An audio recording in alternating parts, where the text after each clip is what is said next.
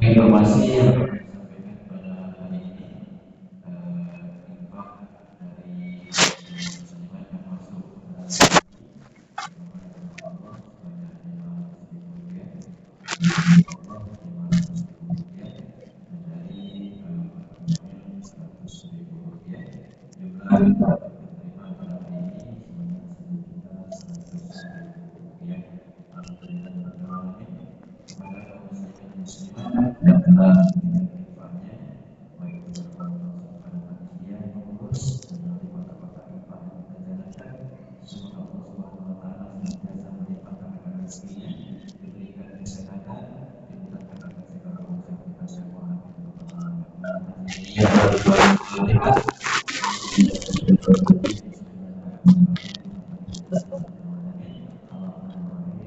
dari muslimat yang masuk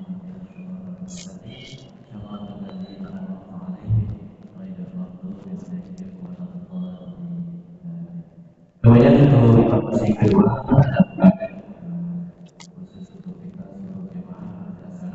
dari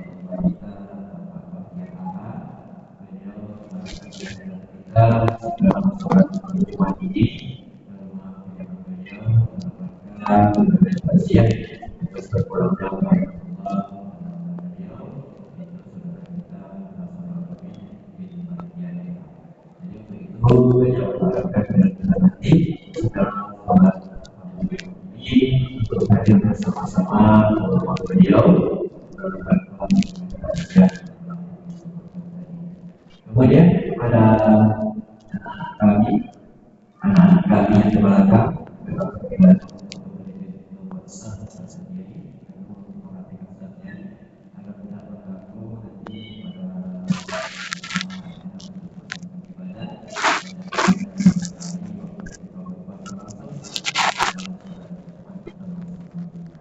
sebagai proses sholat kita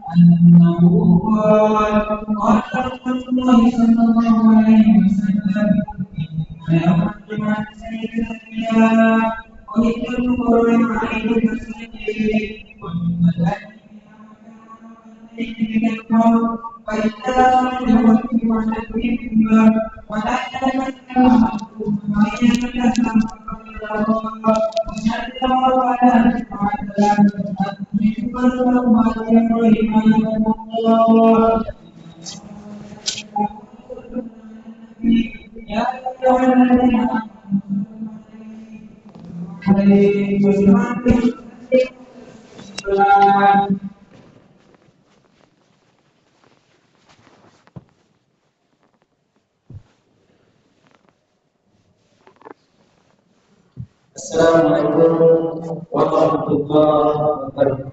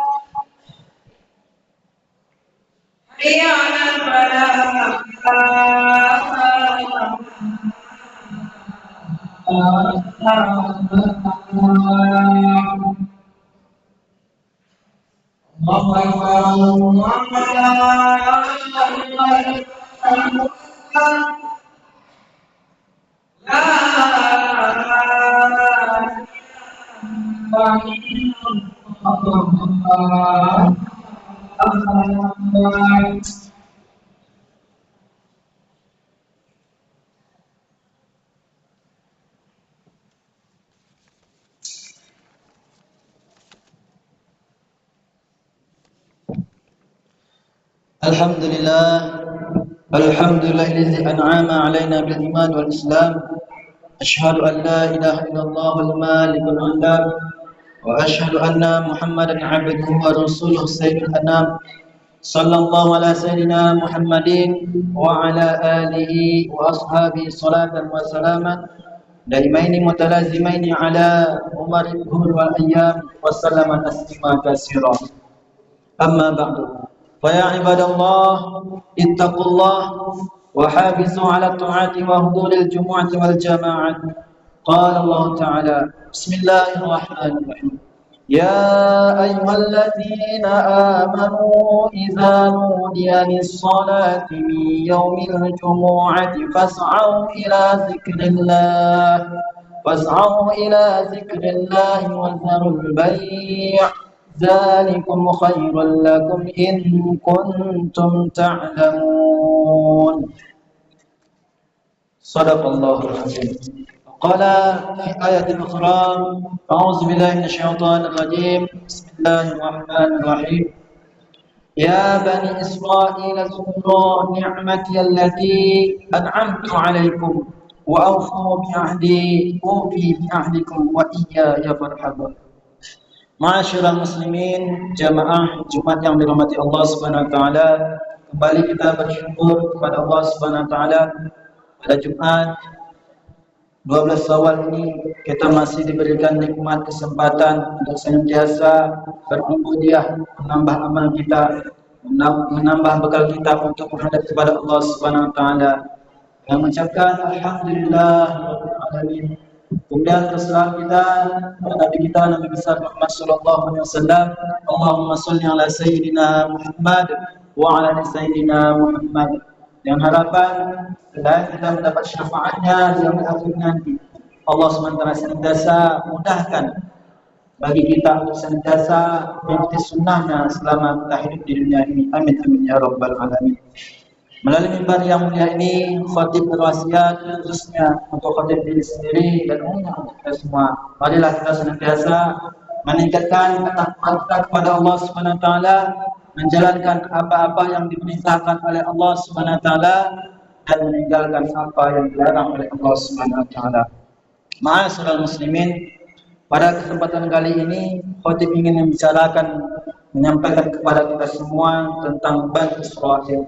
Sebagaimana ayat yang dibacakan tadi, Ya Bani Israel azkuru ni'mati allati an'amtu 'alaikum wa awfu bi'ahdi ufi bi'ahdikum wa iyaya farhabun. Wahai Bani Israel, ingatlah akan nikmatku yang telah aku anugerahkan kepadamu dan penuhilah janjimu kepadaku. Niscaya aku akan penuhi janjiku kepadamu dan hanya kepadakulah kamu harus takut. Allah Subhanahu wa taala mengingatkan Bani Israel agar selalu bersyukur atas nikmat yang diberikan, seperti keselamatan dari Fir'aun, diberi kitab Taurat dan petunjuk dan lain sebagainya. Janji yang dimaksud mencakup beriman kepada Allah Subhanahu wa taala, menjalankan syariatnya dan mengikuti nabi terakhir yakni Nabi Muhammad sallallahu alaihi wasallam yang disebutkan dalam kitab mereka. Jika mereka menepati perjanjian tersebut, Allah akan memberikan rahmat, petunjuk dan kemenangan bagi Bani Israel. Kemudian Allah Subhanahu wa taala juga mengingatkan agar rasa takut hanya ditujukan kepadanya, bukan kepada makhluk yang lain atau kebutuhan duniawi. Al-Quran ayat ini menjelaskan tentang hubungan Allah Subhanahu wa taala dengan Bani Israel dan mengingatkan agar mereka tetap beriman dan berpegang teguh pada kebenaran.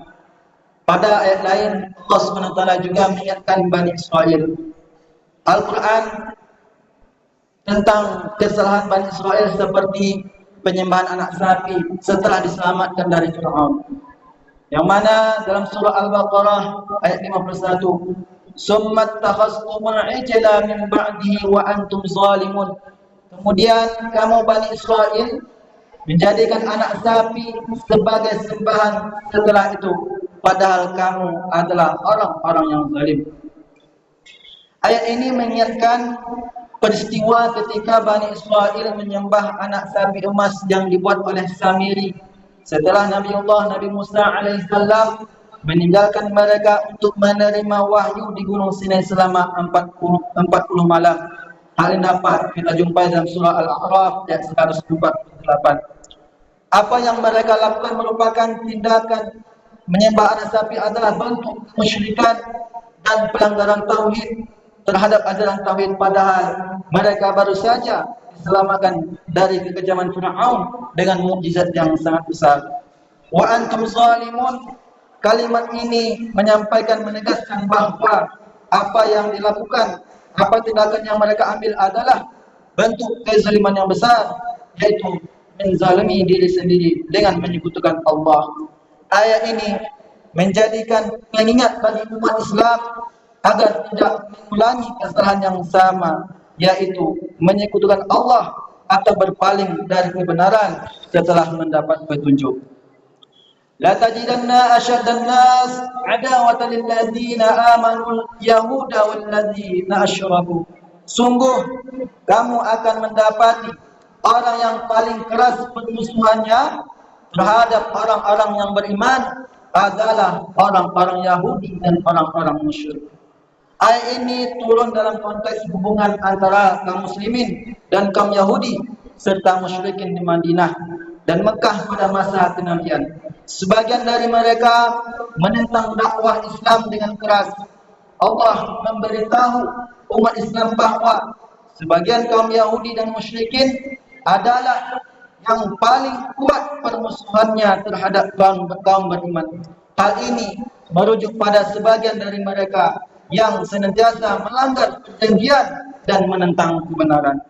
Perlu dipahami bahawa Al-Quran tidak mengeneralisasi seluruh kaum Yahudi atau kaum musyrik dalam segala kondisi dan zaman. Ayat ini berbicara dalam konteks sejarah tertentu. Buktinya Al-Quran juga memuji ahli kitab yang beriman dengan benar. Wala tajidanna aqrabahum mawaddatan lil ladzina amanu alladzina qalu inna nasara. Dan sungguh kamu akan mendapat orang yang paling dekat persahabatannya dengan orang-orang yang beriman adalah orang-orang yang berkata, sesungguhnya kami ini Nasrani. Ayat ini mengingatkan agar umat Islam berhati-hati dan waspada terhadap pihak-pihak yang memang terbukti memusuhi Islam. Namun umat Islam juga tetap diajarkan untuk berbuat adil kepada siapapun sesuai dengan perintah Allah Subhanahu wa taala. Dalam surah Al-Mumtahanah ayat 8. La yanhaakumullahu 'anil ladzina lam yuqatilukum fid din wa lam yukhrijukum min diyarikum an tabarruhum wa tuqsitu ilaihim innallaha yuhibbul muqsitin. Allah tidak melarang kamu berbuat baik dan berlaku adil kepada orang-orang yang tidak memerangimu karena agama dan tidak mengusirmu dari negerimu. Sesungguhnya Allah menyukai orang-orang yang berlaku adil. Ayat ini berbicara dalam konteks spesifik dan bukan untuk menghakimi semua individu Yahudi atau musyrik dalam segala kondisi. Umat Islam tetap diwajibkan bersikap adil dan bijaksana dalam bermuamalah dengan siapapun. Dalam piagam Madinah, Rasulullah SAW menetapkan hak dan kewajiban umat Yahudi yang tinggal di Madinah dengan syarat kesetiaan kepada perjanjian dan tidak berkhianat. Piagam ini menjelaskan bahawa kaum muslimin dan Yahudi adalah satu komunitas ummah dalam hal keamanan dan perlindungan bersama. Sikap adil Rasulullah SAW sebagaimana diriwayatkan dari Aisyah radhiyallahu anha, diriwayatkan bahawa Rasulullah SAW pernah berhutang kepada seorang Yahudi dan menggadaikan baju besi beliau sebagai jaminan. Mata Rasulullah SAW wa dir'uhu marhuna inda Yahudi bi salatin min sya'ir. Rasulullah SAW wafat dalam keadaan baju besinya tergadai kepada seorang Yahudi dengan harga 30 syak gandum. Hadis Al-Bukhari dan Muslim.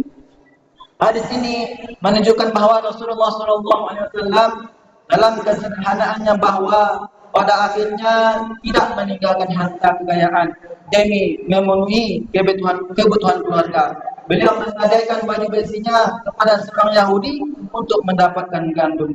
Rasulullah SAW memilih hidup sederhana meskipun beliau meminta kekayaan dunia ini. Ini menunjukkan ketawaduan dan keikhlasan beliau dalam menjalani kehidupan. Islam juga mengajarkan sikap adil dan profesional dalam bermuamalah terhadap kaum muslim maupun terhadap kepada non-muslim. Nabi SAW tetap berinteraksi secara ekonomi dengan orang Yahudi meskipun mereka berbeda keyakinan.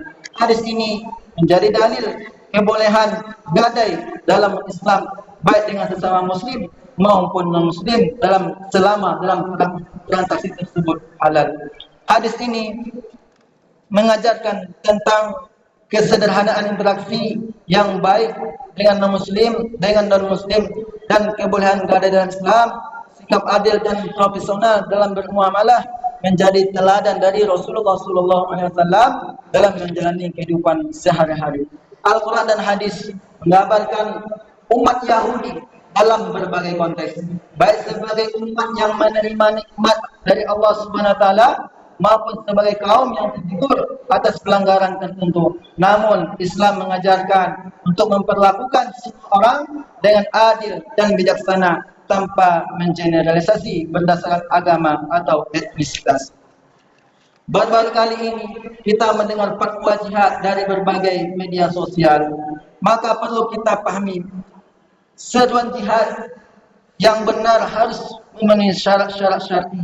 Seperti pertama, kepemimpinan dari waliul amri yang sah. Artinya keputusan jihad diambil dari pimpinan umat Islam yang sah.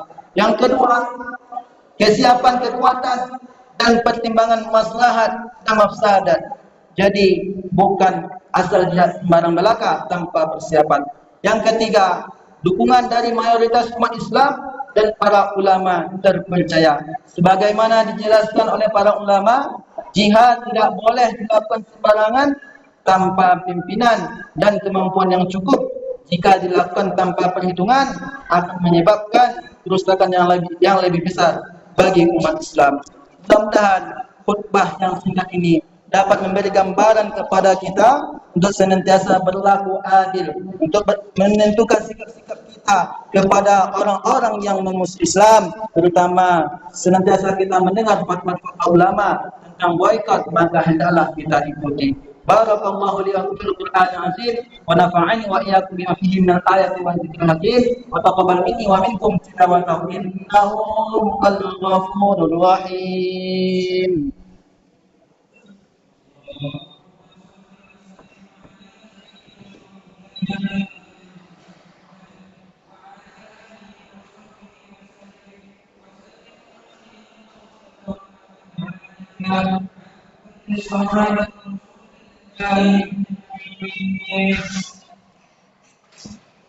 Alhamdulillah الذي أنعم علينا بالإيمان والإسلام أشهد أن لا إله إلا الله المالك العلام وأشهد أن محمدا عبده ورسوله سيد الأنام صلى الله على سيدنا محمد وعلى آله وأصحابه صلاة وسلاما دائمين متلازمين على ممر الأيام وسلم تسليما كثيرا أما بعد ويا عباد الله اتقوا الله اتقوا الله اتقوا الله وحافظوا على الطاعة وحضور الجمعة والجماعة قال الله تعالى يا أيها الذين آمنوا إذا نودي للصلاة من يوم الجمعة فاسعوا إلى ذكر الله وذروا البيع ذلكم خير لكم إن كنتم تعلمون فإذا قضيت الصلاة فانتشروا في الأرض وابتغوا من فضل الله واذكروا الله كثيرا لعلكم تفلحون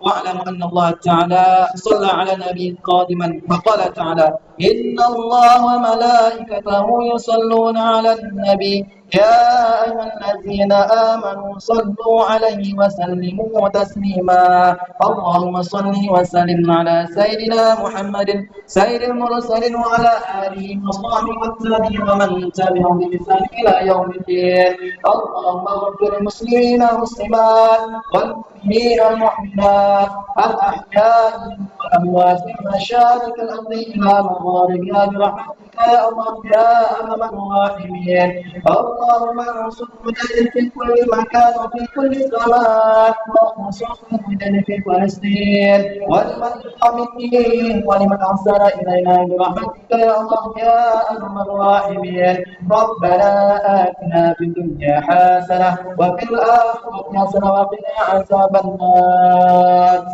عباد الله إن الله يأمركم بالعدل والإحسان وإيتاء ذي القربى وينهى عن الفحشاء والمنكر والبغي يعظكم لعلكم تذكرون واذكروا الله العظيم يذكركم واشكروا على نعمه يزدكم ولا ذكر الله أكبر إن الصلاة الله أكبر الله أكبر لا إله إلا الله رسول الله حي على الصلاة حي على الفلاح لا إله إلا الله